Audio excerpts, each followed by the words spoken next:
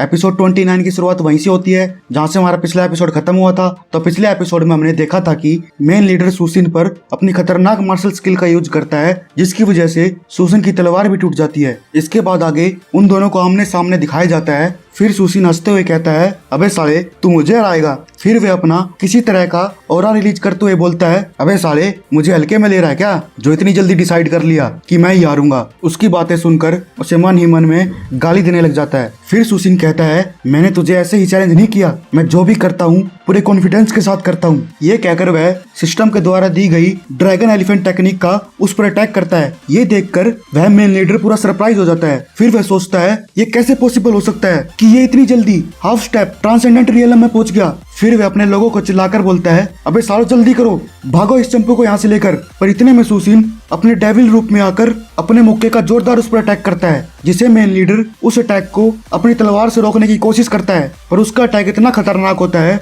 कि वह उसकी तलवार को तोड़ते हुए सीधा उसकी छाती में लगता है, जिसकी वजह से मेन लीडर की हड्डी टूटने के बाद वह एक ही मुक्के में रेस्ट इन पीस हो जाता है। अरे यार मजा ही आ गया, इसको देखकर तो मुझे वन पंच मैन की याद आ गई। इसके बाद वह वहीं लहूलुहान होकर सीधा पेड़ में जाकर लगता है और अपने बाप को मरता देखकर वह चंपू बड़ी तेजी से भागता हुआ कहता है, अरे आरामखोरो बचाओ मुझे, ये आदमी तो पूरा राक्षस है। फिर सुसिन उसे भागता हुआ देखकर हंसते हुए सोचता है, ये साला फैक्शन मास्टर इस सपोले को पाल रहा था, जो अपने बाप के मरने के बाद भी उसकी बॉडी को लिए बिना ही भाग गया। फिर ली हुआई उसके सामने आकर कहता है, बॉस अब क्या करना है। तब सुसिन हंसते हुए कहता है, करना क्या है, मार दो सालों को। फिर ली हुआई कहता है, ठीक है बॉस, आपका जो हुक्म। फिर थोड़ी देर बाद ली हुआई सुसिन के पास जाकर बोलता है, बॉस आपके कहने के मुताबिक वो सभी के सभी 37 लोग और वो चंपू रेस्ट इन पीस हो गए हैं। फिर सुसिन उससे कहता है, ली हुआई ये मैसेज सब जगह फैला दो कि बैम्बू फैक्शन ने स्काई ओक फैक्शन को खत्म करने के लिए हमारे फैक्शन मास्टर और उनके लोगों पर घात लगाकर हमला किया है, जिसकी वजह से हमारे फैक्शन मास्टर और वह चंपू उनसे लड़ते लड़ते शहीद हो गए।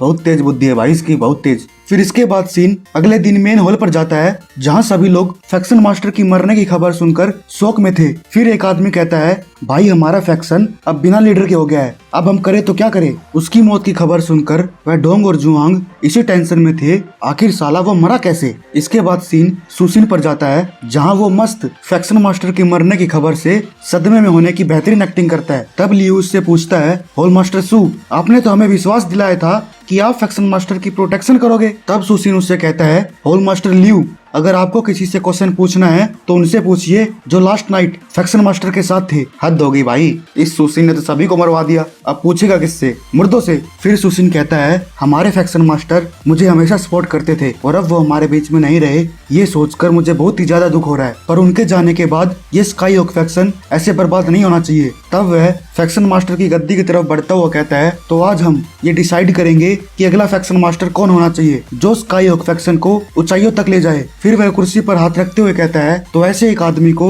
मैं अच्छे से जानता हूँ जो स्काई ओक फैक्शन का मेन लीडर बनने के लायक है। ये सुनकर सभी होल मास्टर उसे गौर से निहारने लगते हैं। तब सुसिन उस गद्दी पर बैठते हुए कहता है, अबे सालो वो आदमी सिर्फ मैं हूँ जो फैक्शन मास्टर बनने के लायक है और मेरे सिवा कोई नहीं है इस गद्दी के लायक। ये देखकर सभी लोगों का मुंह खुला का खुला रह जाता है। फिर एक आदमी कहता है, भाई ये कुछ ज्यादा जल्दी नहीं हो गया। तब दूसरा आदमी कहता है, अरे नहीं भाई, अगर मास्टर सू के कंट्रीब्यूशन की बात करें तो सिर्फ वही फैक्शन मास्टर बनना डिजर्व करते हैं। तभी एक और आदमी सामने आते हुए कहता है, होल मास्टर सू आप इस पोजीशन को ज्यादा हल्के में ले रहे हो, हम में से बहुत से लोग हैं जिसके पास आपसे ज्यादा एक्सपीरियंस है, अगर हम फैक्शन मास्टर का चुनाव भी करेंगे वो हम में से एक होगा और तुम तो बिल्कुल भी नहीं। तब सुसिन कहता है, अबे झोपड़ी के किस बेस पर बनोगे, किस बेस पे बनोगे तुम फैक्शन मास्टर। अगर कंट्रीब्यूशन की बात करें तो मैंने अकेले ही स्काई ओक फैक्शन के 4 सिटी में से एक पर विजय हासिल की है, और अगर स्ट्रेंथ की बात की जाए तो मैंने 2 मेजर लीडर्स को रेस्ट इन पीस कर दिया है, और इसके अलावा बैम्बू फैक्शन के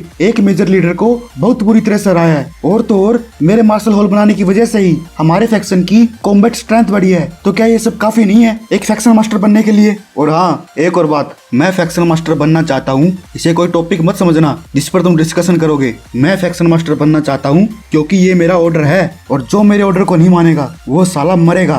तो गाइस इसी के साथ हमारा एपिसोड समाप्त होता है, फिर मिलते हैं नेक्स्ट एपिसोड में।